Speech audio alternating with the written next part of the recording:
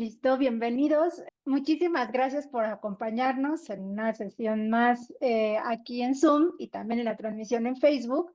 Bienvenidos de nueva cuenta al ciclo de seminarios que sabemos sobre el cambio climático en México, coordinado por el Programa de Investigación en Cambio Climático de la UNAM. Y bueno, para continuar justamente con nuestra programación, hoy llevamos a cabo la tercera sesión del módulo 37 dedicada a conocer el cambio climático en México desde los trabajos que se están desarrollando en el Centro de Investigación Científica y de Educación Superior de Ensenada, mejor conocido como CICESE. Y el día de hoy tenemos el gusto que nos acompañe el doctor Felipe Gómez Valdivia con una presentación de su trabajo titulado Cambio climático en el Antártico Occidental, relevancia del giro del mar de Ross.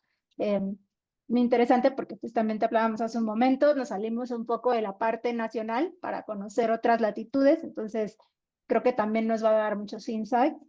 Y bueno, les platico un poco de nuestro ponente el día de hoy.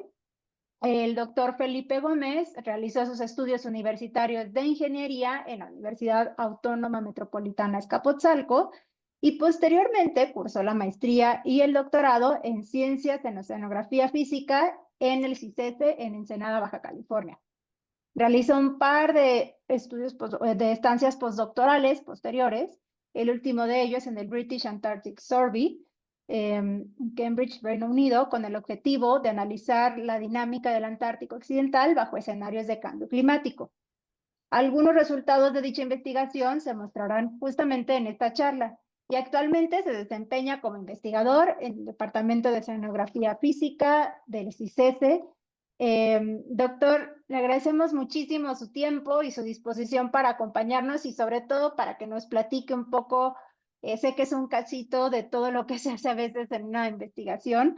El día de hoy, qué gusto tenerlo y le doy la palabra en cualquier momento que usted lo necesite, puede compartir ya su presentación. Muchísimas gracias, Laila, y muchísimas gracias a todos por su presencia, ¿no? Y bueno, pues sí, permítame compartir pantalla. Bueno, pues muy bien. Pues nuevamente, muchísimas gracias por su atención.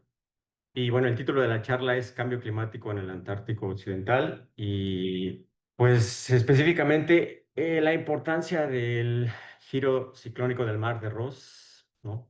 En este cambio climático, ¿no? De esta región de nuestro planeta. Y bueno, pues esta es una investigación que realicé con investigadores del British Antarctic Survey bajo los proyectos UKSM y Protect. Pues para entrar en materia, ¿no? Vale la pena describir un poquito sobre la Antártica. Pues básicamente, pues aquí en estos paneles muestro el continente antártico, ¿no?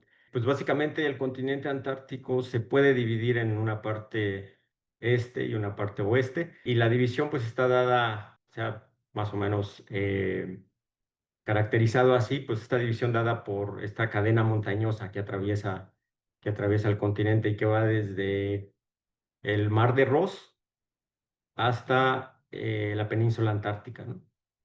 Entonces, aquí está este Antártico y el oeste antártico o el occidente antártico, que es la región de la cual vamos a estar hablando nosotros, está formado por el mar de Ross, el mar de Amundsen y el mar de Bellingshausen.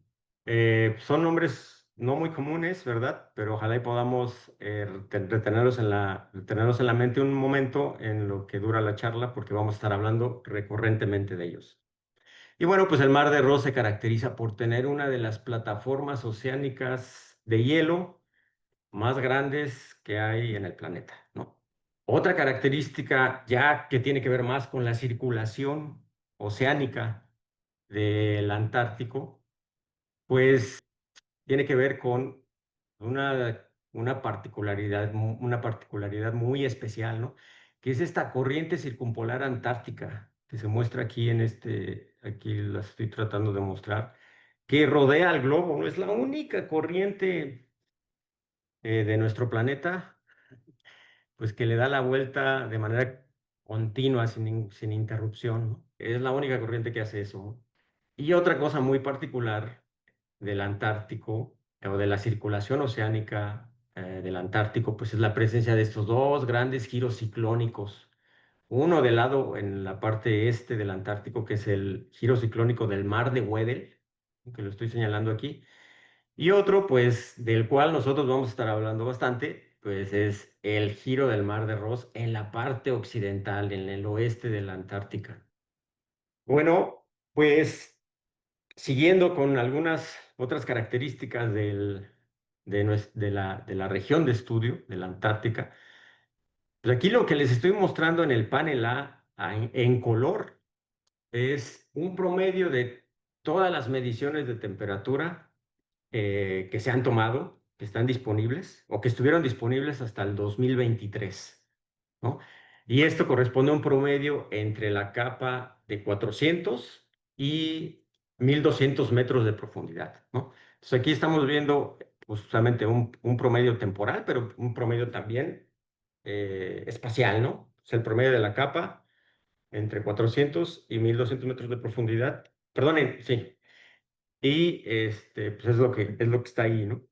Es lo que está ahí en color y las flechas representan el viento promedio en esta región. Entonces podemos ver claramente la presencia de estos vientos hacia el oeste, ¿no? Que en la literatura comúnmente se denominan westerlies. Estos vientos hacia el oeste básicamente pues dominan una buena parte de la circulación atmosférica. No obstante, cerca de la costa, en algunas regiones de la Antártica, más que tener estos vientos del oeste, estos westerlies, pues tenemos la presencia de estos vientos que son una combinación entre vientos que van hacia vientos que vienen del oeste y del este, perdón, y que van hacia el oeste, o de estos vientos catabáticos, ¿no? Que vienen del continente y van hacia el interior del océano, y que son los vientos más intensos que hay en el planeta, ¿no? O sea, estamos hablando de vientos que alcanzan unas velocidades instantáneas de 420 kilómetros por hora. O sea, estamos hablando de vientos que son más rápidos que un carro de la Fórmula 1, ¿eh? O sea, las mejores máquinas de los autos de la Fórmula 1 pues alcanzan los 380 kilómetros por hora, ¿no? Más o menos. Entonces, estos vientos son más intensos, pues, ¿no? Y juegan un papel muy importante y están a lo largo de una buena parte de la región costera, digámoslo así, del Antártico, excepto en la parte occidental del Antártico, ¿no? La región de nuestro interés, ¿no? Nuevamente aquí está la península del Antártico. Si queremos hacer un símil con respecto a la gráfica que les mostré hace ratito, pues podemos ver el panel C, ¿no? Aquí está la península del Antártico, para más o menos ubicarnos. Acá está la península. Es que son proyecciones diferentes, ¿no? Entonces vale la pena verlo. Ahí está la península, aquí está la península, aquí está Chile, Argentina, ¿no? Aquí está el mar de Bellinghausen, aquí está el mar de Bellinghausen, aquí está el mar de Amazon, el mar de Ross está por aquí, a ese no le agregué etiqueta, pero anda por acá. Bueno, y pues sí, entonces aquí están las velocidades, perdón, las temperaturas subsuperficiales, y aquí están las temperaturas subsuperficiales más elevadas, fíjense, ¿no? Vemos este promedio y vemos que aquí las temperaturas están más o menos alrededor de 1 grado centígrado cerca del continente, y en el resto del Antártico las temperaturas son considerablemente menores, son menores que 0 grados centígrados, por ejemplo, aquí por los 30 oeste o por toda la costa, por toda esta región cercana a la costa. Ahora, aquí muestro este transecto T1 también, y en el panel B lo que vemos es la distribución de temperatura y de salinidad a lo largo de ese transecto, aquí está, entre la superficie y los 1400 metros de profundidad, ¿no? Los colores corresponden a la temperatura, ¿no? Temperaturas elevadas corresponden, bueno, relativamente elevadas, ¿no? Corresponden a colores naranja, tonalidades naranja, y temperaturas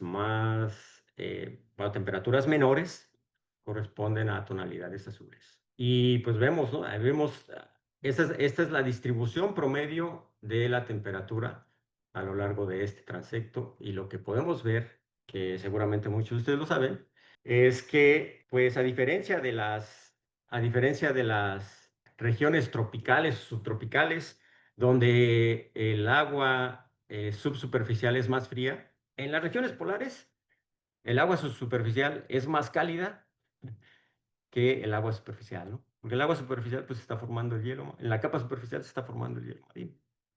Entonces, pues cuando nosotros vemos este patrón de circulación del viento, entonces ya podemos más o menos entender qué es lo que está pasando y por qué es que en esta región occidental del Antártida, en esta región occidental, se encuentran las temperaturas subsuperficiales más elevadas, ¿no? Pues por este patrón de viento, ¿no? Este patrón de viento genera un transporte de Ekman hacia el interior del océano.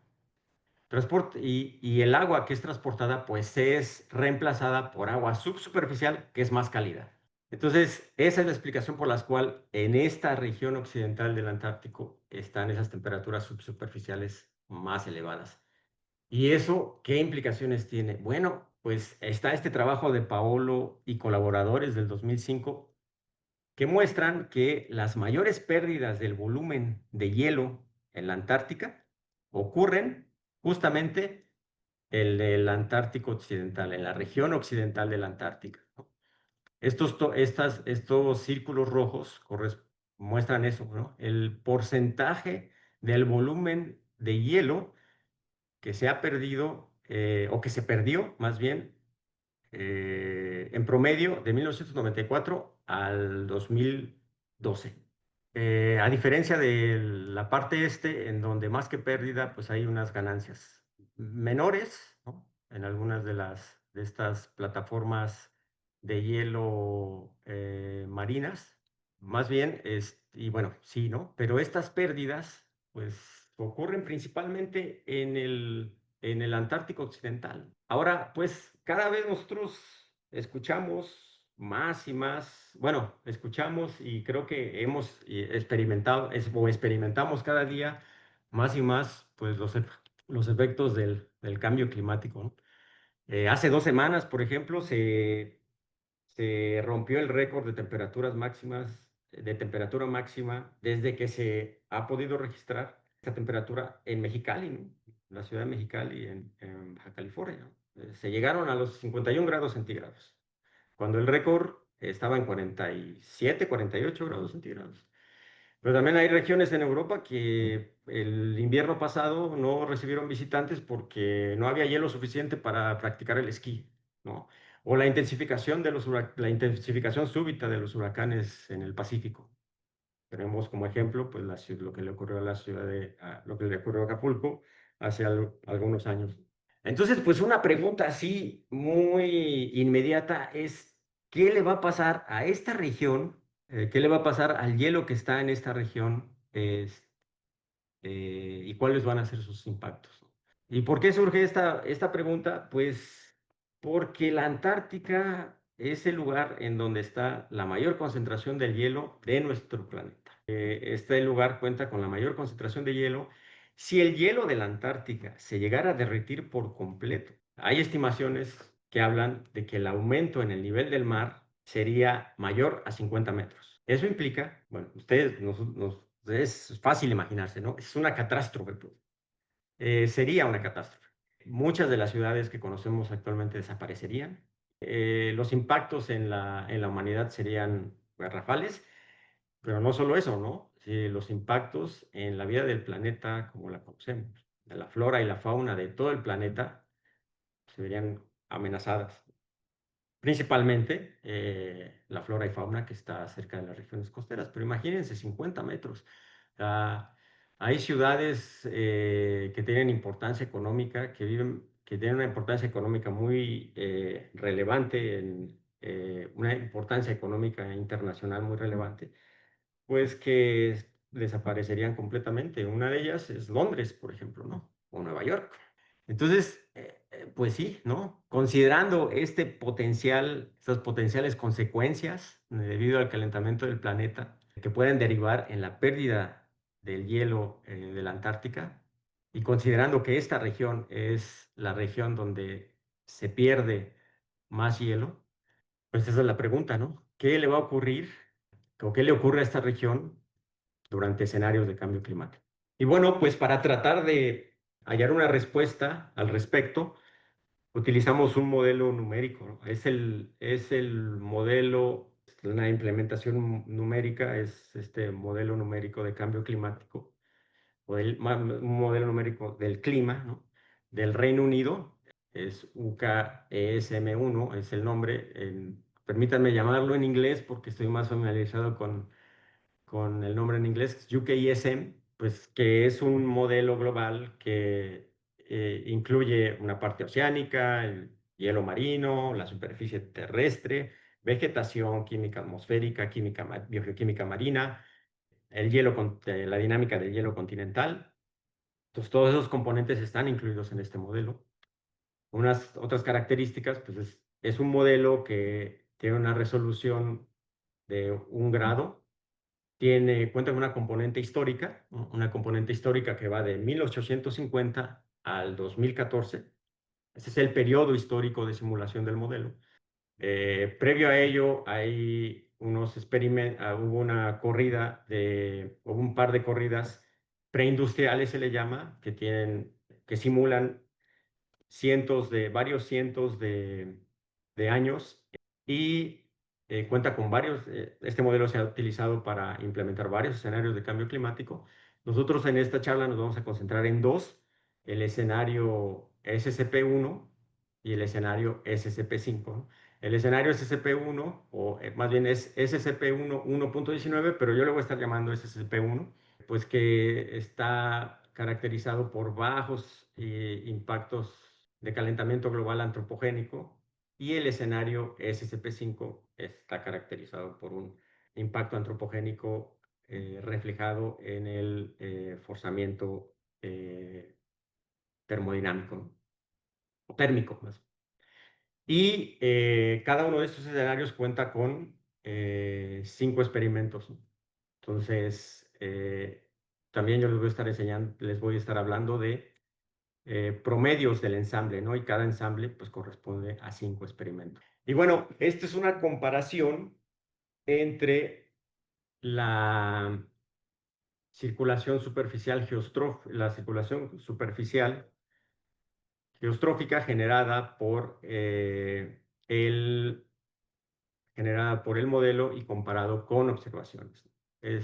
Las observaciones corresponden, bueno, las observaciones y el modelo corresponden a promedios entre el 2011 y 2016, ¿no? En color vemos la Absolute Dynamic Topography, la topografía dinámica absoluta, que es un símil de la altura del nivel del mar, y en flechas vemos la circulación geostrófica asociada.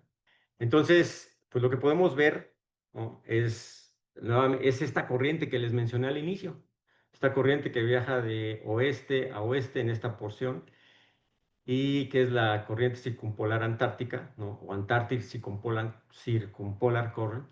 Podemos ver también la presencia de este giro aquí, ¿no? Que este es el giro del Mar de Ross. El Mar de Ross está ubicado aquí, el Mar de Amundsen está por aquí y el Mar de Bellinghausen está por acá. Estas son las observaciones. Y ahora veamos el modelo. Y el modelo pues reproduce una buena aproximación a la circulación observada. Aquí está la corriente circumpolar antártica y aquí está el Mar de Ross, ¿no? Este contorno verde corresponde a el contorno de cero transporte asociado a la función corriente barotrópica obtenida con datos del modelo. Y lo pongo tanto en los datos del modelo como en las observaciones para hacer una comparación directa. Bueno, y no, este contorno verde es muy importante porque este contorno verde nos sirve para encontrar la frontera del giro del Mar de Ross, ¿no?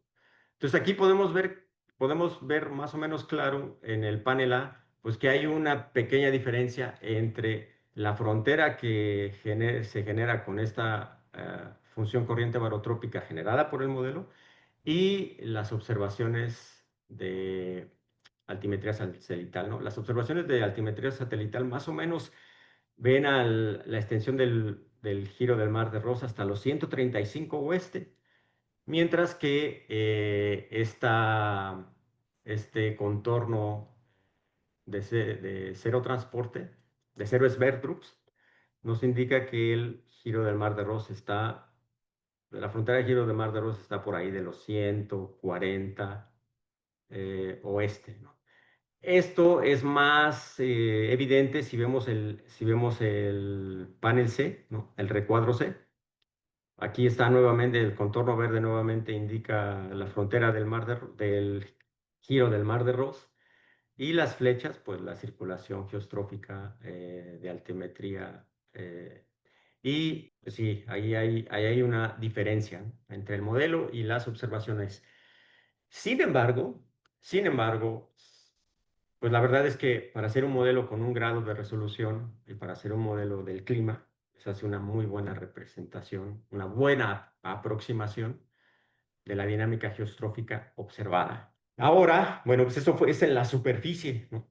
Pues ahora vamos a ver cuál es la distribución termohalina, que es muy importante, que reproduce el modelo con respecto a y cómo se compara con respecto a observaciones. Entonces, aquí lo que les estoy mostrando en los recuadros B y C es la distribución vertical promedio durante 94 y 2018 de temperatura y salinidad observadas a lo largo de este transecto T1. ¿Por qué a lo largo de este transecto T1? Porque es el transecto que más ha sido observado en la región occidental de la Antártica, ¿no? Y el transecto o sea, abarca desde la superficie hasta los 1400 metros de profundidad, una distancia de 0 kilómetros en el continente hasta 380 kilómetros mar adentro, ¿no? Y aquí podemos ver, la distribución de temperatura en color y en contornos blancos, la distribución del campo de salinidad, promedios. Y bueno, pues vamos a comparar, lo comparamos con lo que resulta del modelo. La distribución termohalina no es idéntica, lo cual es muy evidente cerca de la costa, ¿no? Por ejemplo, cerca de la costa la isoterma de 0 grados se va a una profundidad de mayor a 600 metros, mientras que en el modelo, perdón, la isoterma de 0 grados centígrados se va hasta más de 600 metros, son las observaciones, mientras que en el modelo pues llega a los 400 metros solamente. Hay diferencias, ¿cierto? ¿No? Sin embargo, en general, pues la distribución salina o la distribución termohalina es bastante bien, es bastante buena, ¿no? Es una buena aproximación. Se hizo la comparación con otros modelos que también pertenecen a este proyecto y la verdad es que este modelo UKSM pues fue el que dio los mejores resultados, ¿no? Y bueno, ahora sí, lo que les estoy mostrando son promedios del ensamble de la parte histórica y del escenario de cambio climático, y vamos a ver qué pasa con el giro del Mar de Ross. Bueno, y aquí, además de ser promedios del ensamble de 5 experimentos, recuerden, son promedios decadales, ¿no? Promedios decadales durante la década de los 80, durante la década del 2010, durante la década del 2040 y durante la década del 2070, de los 2070. Y lo que vemos en cada uno de estos recuadros es nuevamente la Absolute Dynamic Topography y la circulación geostrófica, la circulación barotrópica, perdón, la circulación barotrópica, es decir, el promedio de la velocidad en toda la columna de agua, la componente barotrópica de la circulación, ¿no? El promedio en toda la columna. Entonces, miren, por ejemplo, en 1980, aquí tenemos la extensión del giro de Mar de Ross, que llega por ahí de los 130 grados oeste, ¿no? Después se contrae en el 2010, en los 2010, ¿no? Se contrae hasta los 140 más o menos, 140 oeste. Acá está. En los 2040 se vuelve a expandir un poco hasta los 130 y algo. Y en los 2070, uy, se expande completamente. Se expande y abarca el mar de Amazon y el mar de Bellingshausen. Está hasta aquí el giro del mar de Ross. Su frontera oriental ya abarcó completamente, casi por completo, el Antártico Occidental. Y esto tiene consecuencias, ¿no? Una de las consecuencias más inmediata, pues, es que la circulación cambia completamente, ¿no? Y esto lo podemos ver, por ejemplo, miren, estas son observaciones en el panel inferior izquierdo, vemos observaciones reportadas del campo de velocidad a lo largo de este transecto T2. Bueno, perdón, no es la velocidad zonal solamente, es la velocidad zonal a lo largo de este transecto T2. Entonces, en la superficie, vemos que en la superficie, valores positivos, o en tonos naranja, corresponden a velocidades hacia el este, ¿no? Y valores negativos corresponden a velocidades hacia el oeste. O sea, en valores negativos en tonos azules, con velocidades hacia el oeste. Entonces lo que podemos ver es que en este transecto, en la superficie, hay una velocidad hacia el oeste y en la subsuperficie la circulación cambia y hay una velocidad hacia el este. Hay un flujo hacia el este. Ahora, aquí en el panel etiquetado como B, les estoy mostrando la velocidad promedio a lo largo de ese mismo transecto. Es un diagrama de Hauff-Müller de la velocidad promedio a lo largo de ese transecto. En el eje horizontal tenemos el tiempo, va desde 1850 hasta el 2100, y en el eje vertical la profundidad de cero de superficie hasta 600 metros de profundidad. Es nuevamente el promedio de la velocidad a lo largo del mismo transecto. De igual manera que en las observaciones, tonos azules indican una circulación hacia el oeste y tonos rojos indican una circulación hacia el este. Y podemos ver el cambio de circulación que se muestra en las observaciones. A lo largo de una buena parte del periodo histórico, desde los 1850 hasta el 2015, donde la circulación fue, entre el 2015 y 2040, la circulación fue principalmente hacia el este en promedio en este transecto T2. En 2045, cuando el giro del Mar de Ross ya se empieza a expander, fíjense cómo cambia la circulación. La circulación se vuelve completamente hacia el oeste. Y aquí lo podemos ver. En lugar de tener un flujo hacia el este, como lo tenemos en el 2010 o en el 1980, pues aquí hay una circulación hacia el oeste generada pues por la expansión del giro. Esta, en este mismo panel inferior derecho, etiquetado con la letra B, podemos ver la componente baroclínica y la componente barotrópica de la circulación. Bueno, perdón, sí, de la velocidad, perdón, de la velocidad que se muestra en la parte superior de este panel. Es la componente barotrópica y esta es la componente baroclínica en medio y la componente barotrópica abajo. Y podemos ver que este cambio de circulación pues se debe principalmente a un efecto barotrópico. Y lo cual tiene mucho sentido, porque no lo mencioné antes, pero lo menciono ahora, el giro del Mar de Ross abarca desde la superficie hasta los 3000 metros de profundidad. Sus efectos llegan hasta o rebasan los 3.000 metros de profundidad. Y ahora, pues, ¿a qué se debe la expansión de este giro? Esa era una de las preguntas. Encontramos esto que parece bastante interesante y que tiene unas consecuencias muy importantes en la circulación de la región, en la circulación oceánica de la región. Pero ¿a qué se debe?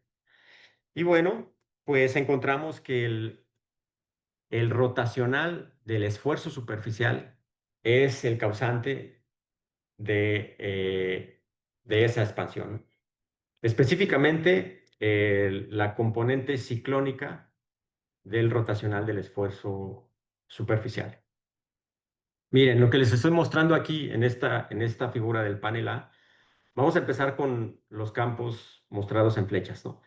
Estas flechas muestran promedios decadales del rotacional, perdón, promedios decadales del esfuerzo total superficial durante los 2070, cuando el giro ya se expandió en rojo, y durante el 2010, cuando el giro todavía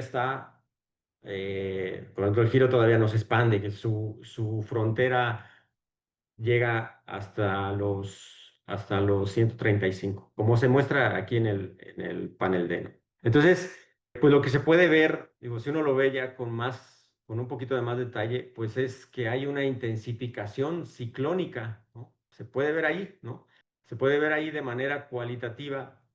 Ahora, si calculamos el rotacional del esfuerzo superficial durante ambas décadas y hacemos una resta del esfuerzo superficial promedio durante los 2070 y se lo restamos al esfuerzo superficial, al rotacional del esfuerzo superficial promedio durante los 2010, encontramos, bueno, o nos da como resultado estos contornos de colores que se muestran aquí. Se ve estos valores negativos en dicha diferencia indican un incremento de la componente ciclónica del rotacional del esfuerzo superficial. Valores negativos indican un incremento de la componente ciclónica y valores positivos indican un incremento de la componente anticiclónica durante 2010 y 2070.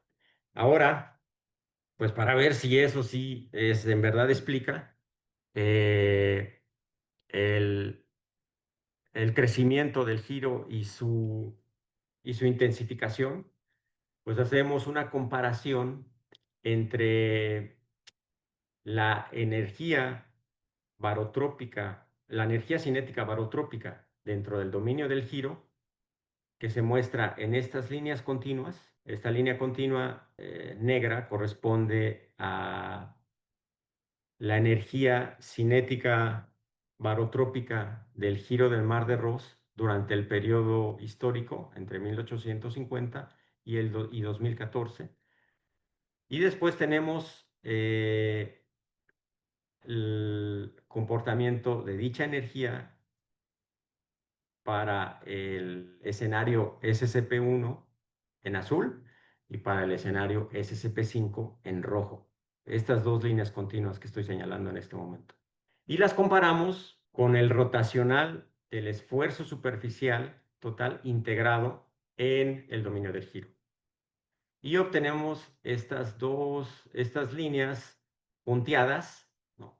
Nuevamente, la componente histórica en negro va de 1850 al 2014, el escenario SCP-1 en color gris y el escenario SCP-5 en color rojo. Y la relación entre ambas es directa, ¿no?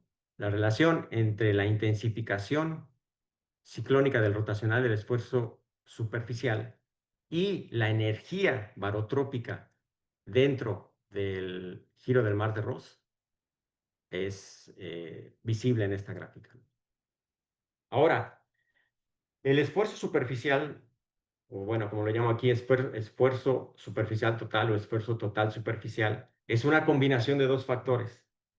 Es una combinación del esfuerzo debido al viento, el esfuerzo entre la atmósfera y el océano, debido al viento que está aquí, y el esfuerzo entre el movimiento del hielo con respecto a las corrientes oceánicas, que está aquí.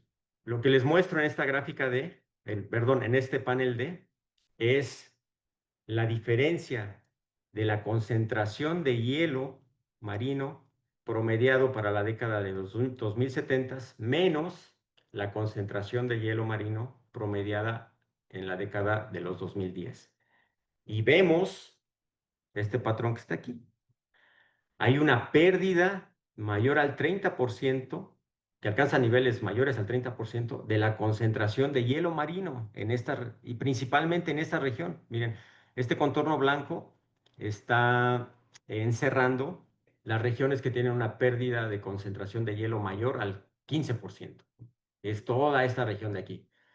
Y bueno, si nosotros comparamos esta gráfica con esta en el panel D, pues podemos ver una relación más o menos entre la pérdida de la concentración de hielo marino y la intensificación de la componente ciclónica del rotacional del esfuerzo superficial. Hagamos una comparación, bueno, aquí les presento una comparación ya no solamente de los promedios de los ensambles, sino de los promedios de los ensambles en líneas más, con más tonalidad y de los resultados obtenidos por cada uno de los experimentos dentro de los ensambles, que son estas líneas continuas, bueno, sí, menos pesadas, ¿no? Lo que les muestro aquí arriba es el rotacional del esfuerzo superficial total, ¿no? Estos valores indican, bueno, y aquí está la parte histórica que va nuevamente de 1950 al 2015, más o menos tiene una pequeña, tal vez tiene un pequeño incremento en el tiempo, pero durante durante los periodos de escenarios de cambio climático es cuando realmente se ve su incremento. Específicamente en el escenario 8.5. Este es el rotacional del esfuerzo superficial total. Este es el rotacional del esfuerzo debido a la interacción entre el hielo y el océano. Y este es el esfuerzo perdón, es el rotacional debido a la interacción entre la atmósfera y el océano, es decir, el rotacional del esfuerzo debido al viento. Y veamos la intensidad, ¿no? Los valores que alcanza, ¿no? 0.4, 2.0. O sea, el incremento del rotacional debido a la interacción entre el hielo y el océano es un orden de magnitud mayor que el rotacional debido a la interacción, debido al esfuerzo por la interacción entre la atmósfera y el océano. Entonces, pues ese es el rotacional que está dominando ese incremento, ¿no? Ahora, bueno, pues ya hablamos de algunas de las implicaciones de esta intensificación y extensión del giro del mar de Ross hacia el mar de Amundsen y de Bellingshausen. Pues nuevamente aquí les estoy mostrando promedios decadales del 2010 y 2070.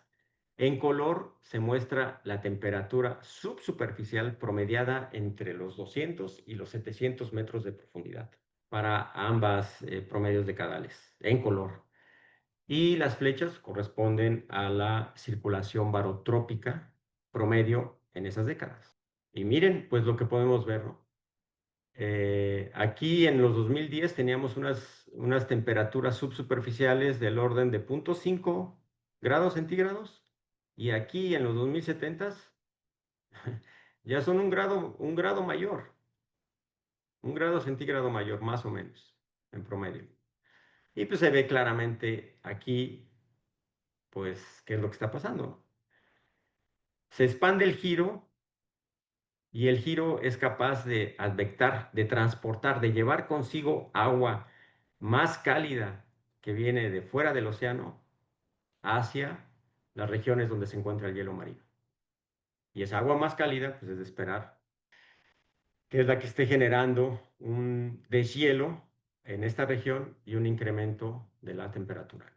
Y bueno, si hacemos una comparación de cómo evoluciona esto en el tiempo, pues nuevamente aquí en este panel inferior les muestro el comportamiento de la temperatura promedio, pues, así que de esta temperatura promedio en este mismo en este recuadro en azul y promediada nuevamente entre 200 y 700 metros de profundidad. Y si lo comparamos con el rotacional del esfuerzo total superficial, podemos ver una relación directa, ¿no? Entre el aumento de la temperatura y y el aumento de la componente ciclónica del rotacional del esfuerzo superficial. Ahora, fíjense que esto ocurre en ambos escenarios.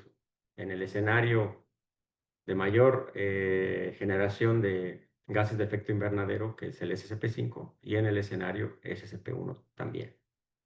En el escenario SSP1, después de los 2040, ya la temperatura como que se va recuperando, ¿no? Va disminuyendo. Sin embargo, el incremento mayor a, bueno, por ahí del 1 grado centígrado permanece hasta el fin del siglo.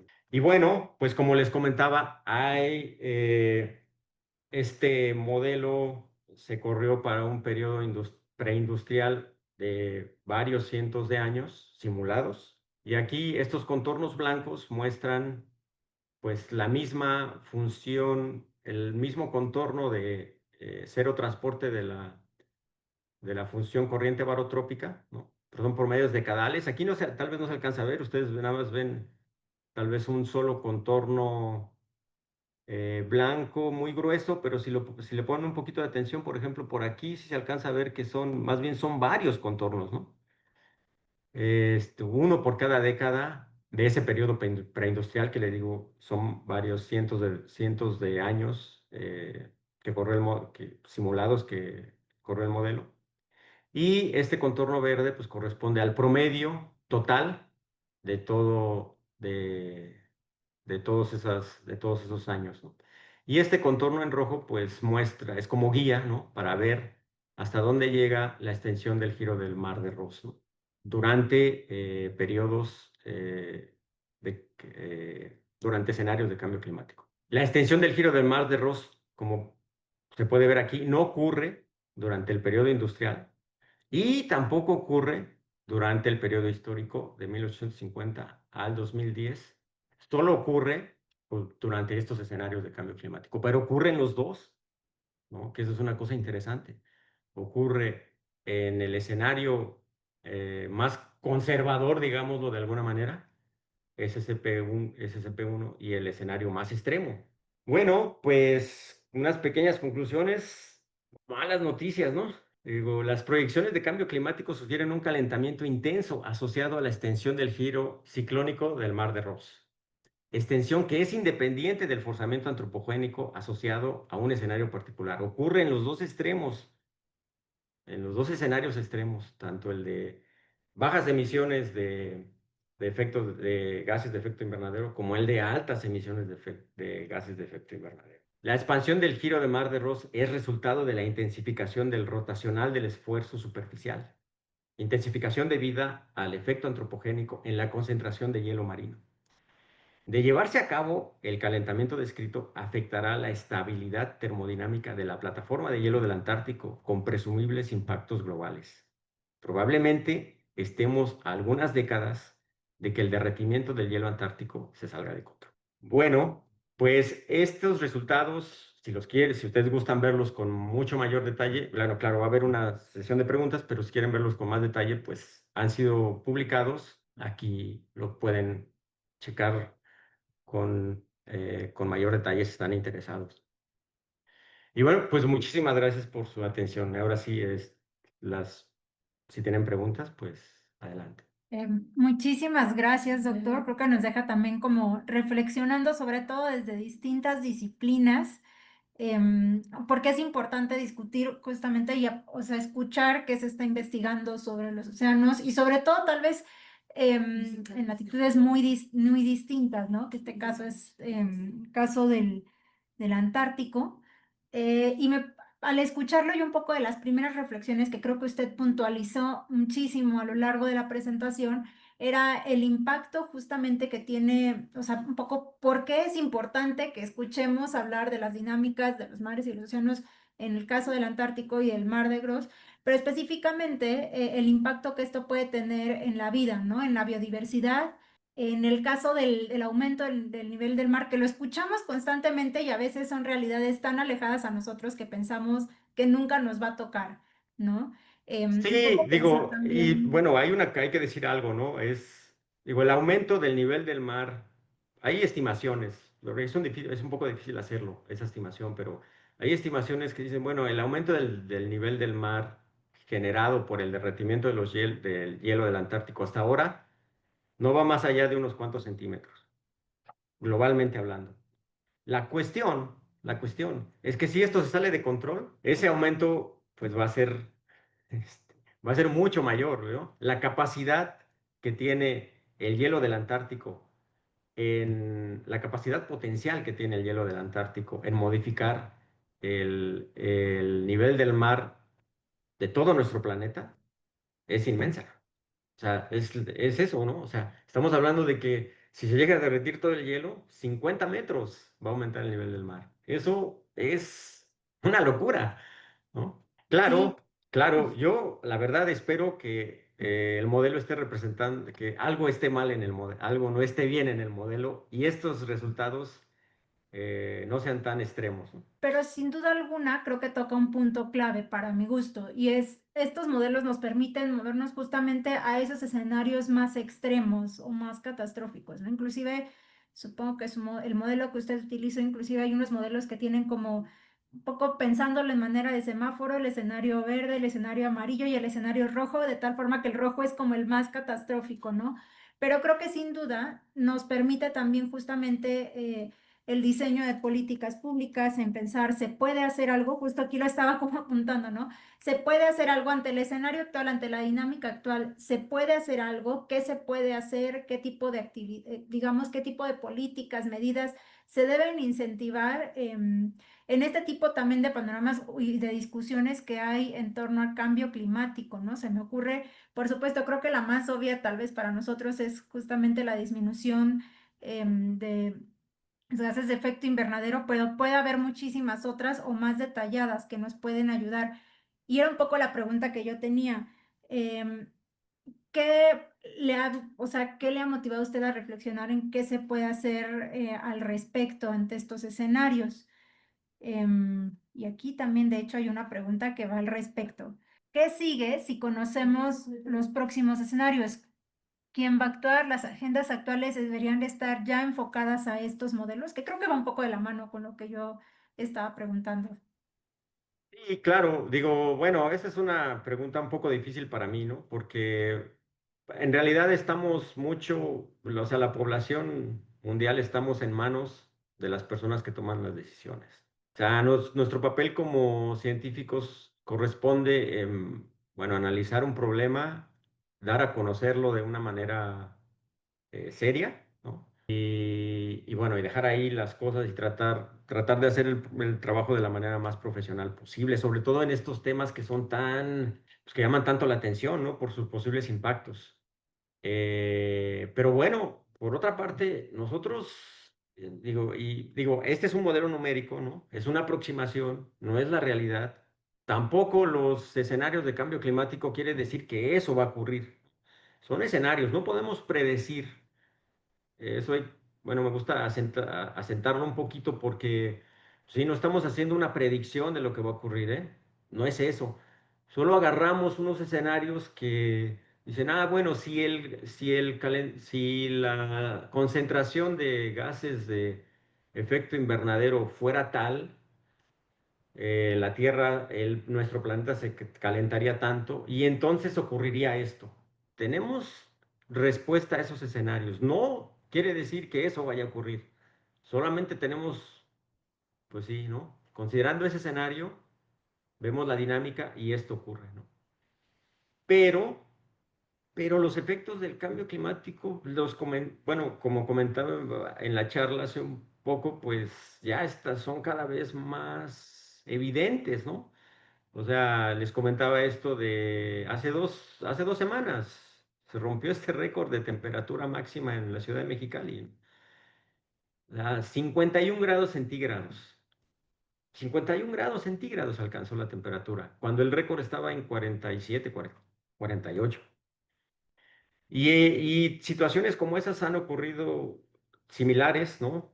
Pues han ocurrido o ocurren a lo largo del planeta. Entonces, pues sí, ¿no? Tal vez esto sirva un poco para concientizar a quienes toman las decisiones de que, bueno, pues debemos de cambiar nuestra forma y las opciones que tenemos para vivir una vida un poco más amigable con el ambiente, con nuestro planeta. No sé, es una pregunta difícil, pero eh, tal vez todos podemos hacer un poquito también, ¿no? Habría que verlo. Tal vez si todos nos jalamos para el mismo lado como población de este mundo y nos concientizamos que pues todo tiene que ver pues, con la energía que utilizamos, ¿no? Con el hecho de utilizar un auto, con el hecho de cambiar de vestimenta, de comprar ropa, o de, bueno, no solo la ropa, sino cualquier artículo, y ser una sociedad consumista, ¿no? Que a final de cuentas se requiere energía para generar esas cosas que uno consume, ¿no? Y que a veces, pues no la necesitamos. Entonces, pues sí, una buena parte de lo que va a pasar en este sentido, pues tiene que ver con los tomadores de decisiones, pero también, pues yo creo que hay una parte que nosotros podemos hacer. Sí, de acuerdo. Y también creo que es un poco un guiño para que quienes venimos desde otras disciplinas, lo pienso desde las ciencias sociales, también escuchemos qué se está investigando y cómo podemos interactuar para incidir y presionar hacia estos espacios de tomas de decisiones.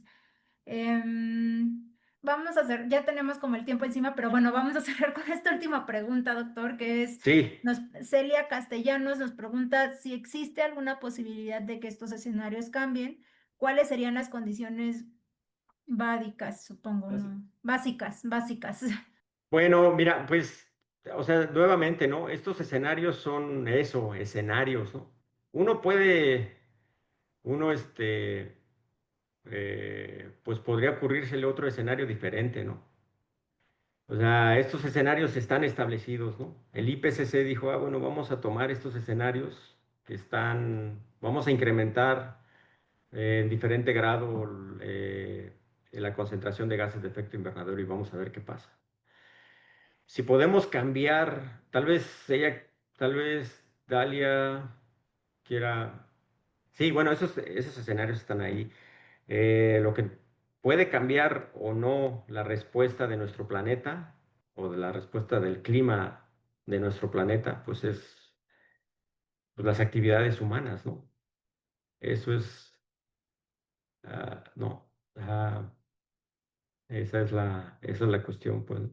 Nuevamente, no, lo quiero aclarar que estos escenarios no quiere decir que el planeta se va a comportar de esa manera, ¿eh? O sea, son escenarios que se establecieron y dijeron, pues vamos a ver qué pasa en estos escenarios. Pero no quiere decir para nada que el clima de nuestro planeta vaya a comportarse como como lo considera un escenario en específico. De acuerdo, creo que con eso cerraríamos, doctor. Le agradecemos muchísimo su tiempo, su disposición y sobre todo por explicarnos de forma tan detallada toda esta investigación que realizó durante su postdoc. Estamos gustosos de tenerlo aquí y sobre todo estoy segura que será la primera de muchas otras colaboraciones que tendremos entre CICESE con usted, por supuesto, y el programa de investigación sobre cambio climático de la UNAM. Y bueno, antes de irme, quisiera nada más dar algunos avisos parroquiales. El primero de ellos es que, bueno, la próxima semana cerraremos este ciclo con la ponencia del doctor Luis Eduardo Calderón, también de CICESE, y el tema básicamente sobre los efectos del cambio climático en la estructura y función de los ecosistemas arrecifales del Pacífico mexicano. Ahora nos vamos un poco más a zonas tropicales.